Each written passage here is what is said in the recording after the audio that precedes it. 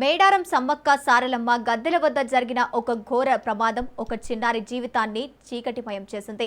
అధికారుల నిర్లక్ష్యం, నాసిరకం నిర్మాణ పనుల కారణంగా 6 ఏళ్ల బాలుడు శాశ్వత దివ్యాంగుడిగా మారాడు.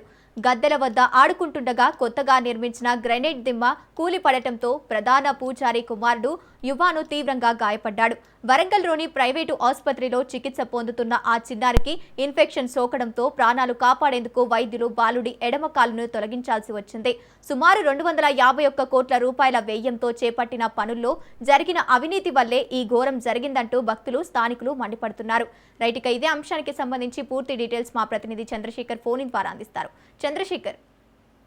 గంగోత్రి ములుగు జిల్లా తాడువై మండలం మేడారం గడ్డల వద్ద మార్చి 25 బుధవారం రోజు జరిగిన గ్రానైట్ బండ ఊడి అక్కడ పూజారి యొక్క కుమారుడి కాలు పైన పడటంతో కాలు మొత్తం కూడా ఛిద్రమైన పరిస్థితి అది చోటు చేసుకుంది.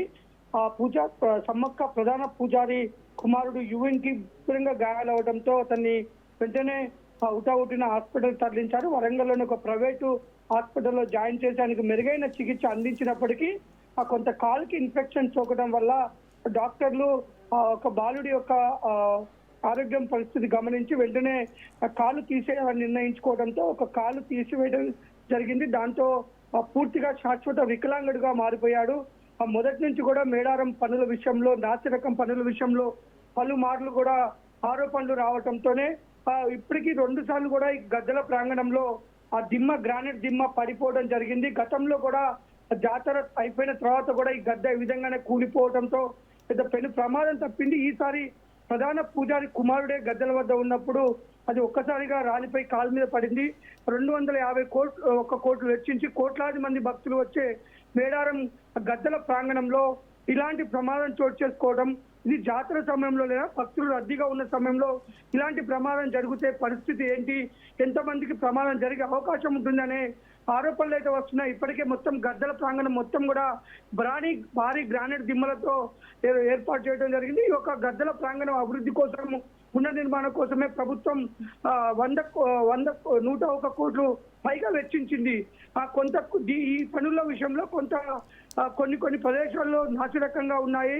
ఆ యొక్క నమూనా తప్పుగా ఉండటం వల్లనే ఇలాంటి ప్రమాదాలు జరుగుతున్నాయి.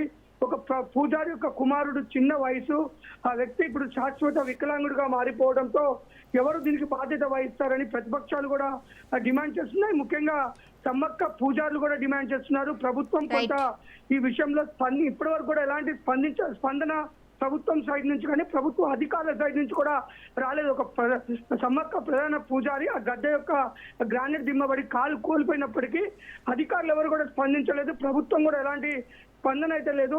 ఈ విషయంలో ₹1 కోటి పైగా అయితే ఒక బాధిత కుటుంబానికి ప్రభుత్వం నష్టపరిహారం చెల్లించాలి.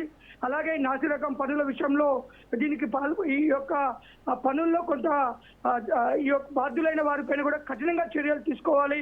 ముఖ్యంగా దేవాదాయ శాఖ మంత్రి కొండా సురేఖ ఇప్పటి వరకు ఎలాంటి ప్రకటన కూడా చేయలేదు. ఒక ప్రధాన పూజారి కుమారుడికే కాలు తీసివేసే పరిస్థితి ఏర్పడది. అదే భక్తులు భారీగా ఉన్న సమయంలో ఇదే ప్రమాదం జరిగితే పెద్ద ప్రమాదం జరిగే అవకాశం ఉంది. చాలా మందికి కూడా ఇబ్బంది అయ్యే పరిస్థితి ఉంటుంది. కాబట్టి వెంటనే ప్రభుత్వం సైడ్ నుంచి స్పందించాలి.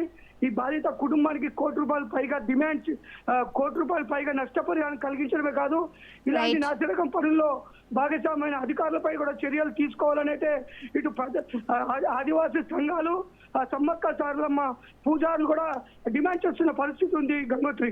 Right, thank you Chandrasekhar.